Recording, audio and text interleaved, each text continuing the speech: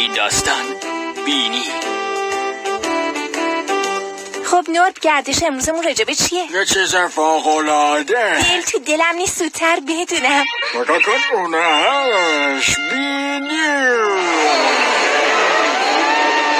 فقط همین؟ به انتظار یه چیز بهتر داشتم. این کجاش جذابه؟ مگه بینی کم جذابه؟ خیلی خوبه. به هم ثابت کن. از کجا شروع کنم؟ راه ورود بهش چجوریه؟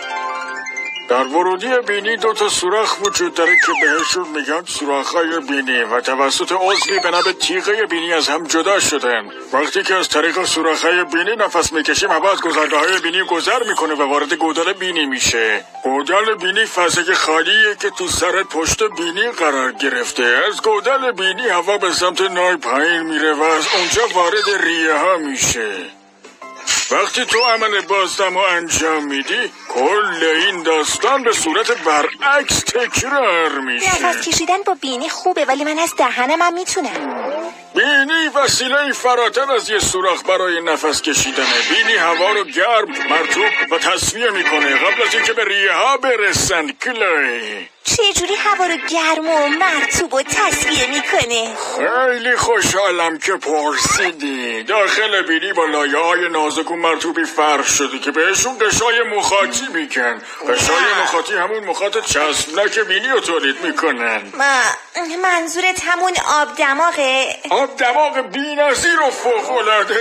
بوهای بینی کمک میکنن تا جلوی ورود گرد و غبار و جرم‌ها و بقیه ذرات کوچک که میتونن به ریه ها آسیب بزنن گرفته بشه. وقتی که آلودگی و گرد و غبار و بقیه ضایعات به هم میچسبن و خشک میشن تو صاحب یه آب دماغ ملاتر میشی. پس در واقع آب دماغ جایزه‌ایه که بینی موقع مراقبت از ریه ها به دست میاره. جایزه بینی تقدیم تو با بعضی وقتا بینی تو جلوی چیزی رو میگیره که تا همون موقع باید از شرش خلاص بشی. نه اینقدر فلفل رو ساندویچت نریز، باعث میشه عطسه کنی.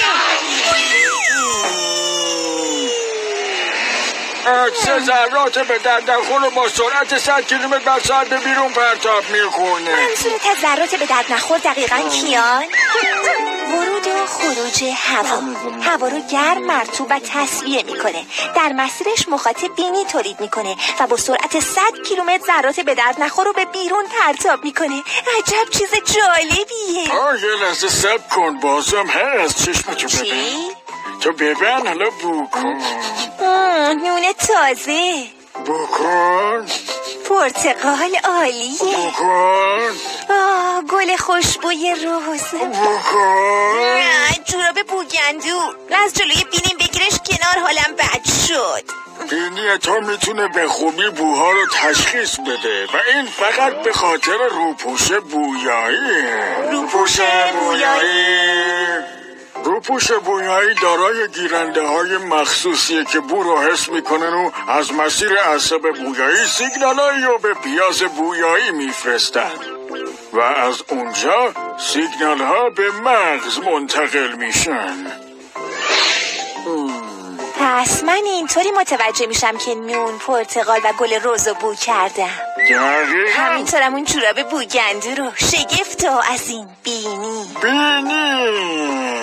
ما به بینی عزیزمون ادای احترام میکنیم و انگشتمون رو توش نمیکنیم. نورب راست میگی، حق بود توه. میشه دوباره بریم عطسه بازی؟ خیلی خوش گذشت. میشه؟ بذار اول دماغمو از تو انگشتم در بیارم.